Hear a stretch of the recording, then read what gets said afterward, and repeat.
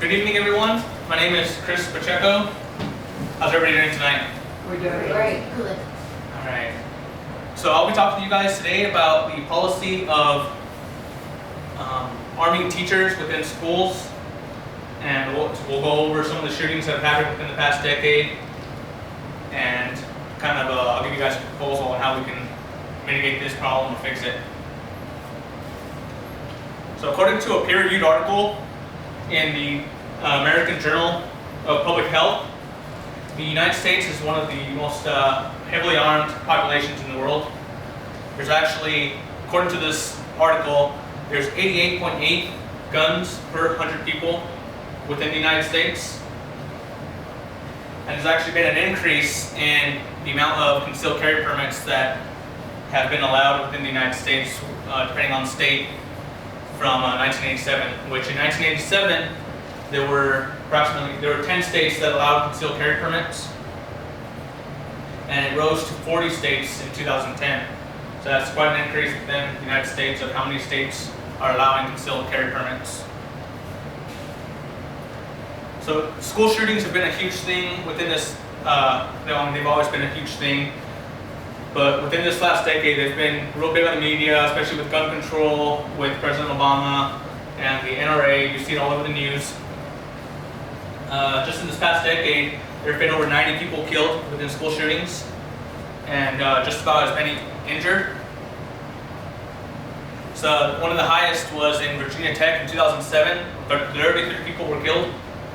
And again in 2012 in Connecticut, Sandy Hook Elementary, where there were 28 people killed. There have been numerous other school shootings, some spouse on staff, or students on staff, students on students, it varies.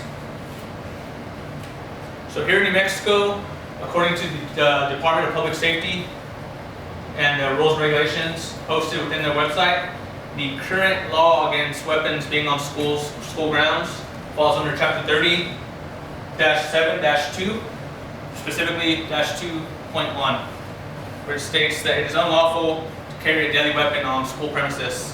And it gives some exceptions, which reserves it mostly for law enforcement officers.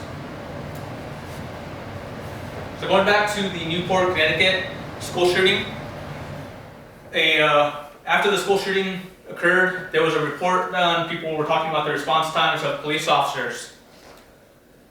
The Newtown, Connecticut Police Department conducted an official report, which was reported by CNN, and they stated that the first officer arrived on scene approximately 2 minutes 41 seconds after the first call of a school shooting occurred.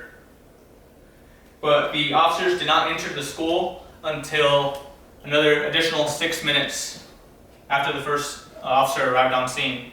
So this accounts for officers arriving on scene, assessing the situation, trying to find out as much information as they possibly can, how many shooters, who's the shooter, where's the shooter, and all this before they even enter the school, which even then they're still trying to find information within the chaos of that shooting.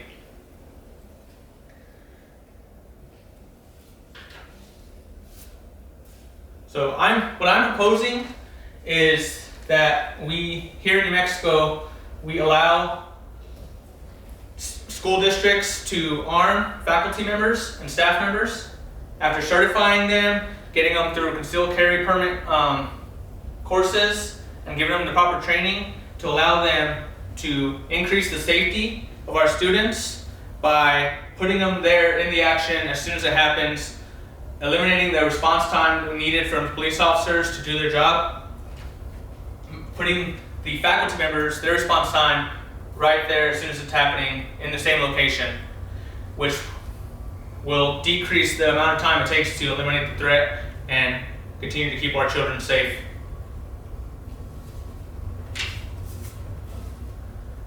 According to a peer-reviewed article written by Alan Roston, published in the University of Toledo Law Review, directly after the Sandy Hook shooting, there were a handful of states that started trying to pass legislation to do just that, to arm faculty members, allow school districts to arm faculty members.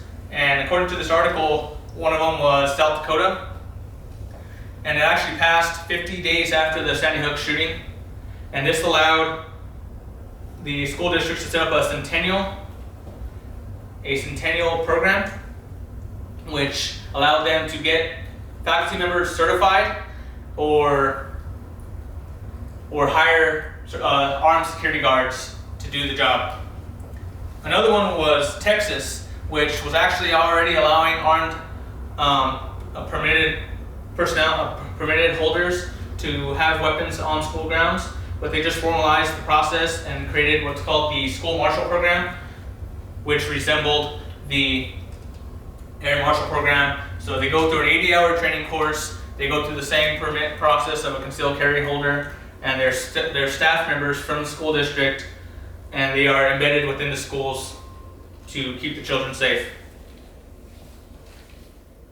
So many argue that more guns will just increase the problem. We don't need staff members to have that. They're not peace officers, they're not troopers, they're teachers, and they do not need to actually be armed within the schools.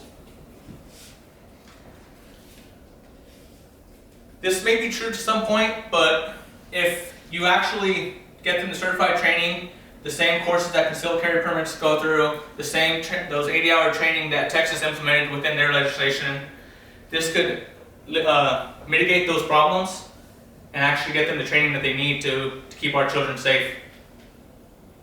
A peer-reviewed article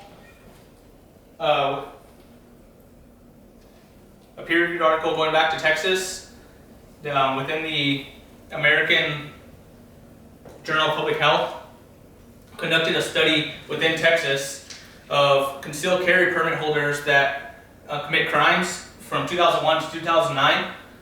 And they concluded after they did their study, quote, holders of concealed handgun licenses in Texas in 2001 to 2009 were almost universally a law-abiding citizen, a law-abiding population, like most individuals who share their demographic characteristics, unquote.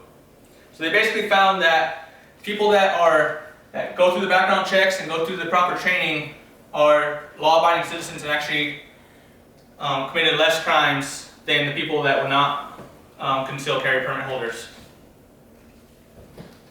So to wrap it all up, I've talked to you guys about the problem with the school shootings and how they occur, and the number of people that have been killed through these school shootings, the response time it takes for officers to do their job and get into the school, and I've countered that with the proposal of arming our faculty members to increase the safety of our children, decrease the response time, and eliminating the threat, which will in the end save lives and keep your children safe. Thank you guys for being my audience tonight, and if there's any questions, I would love to hear them. Thank you guys for your time.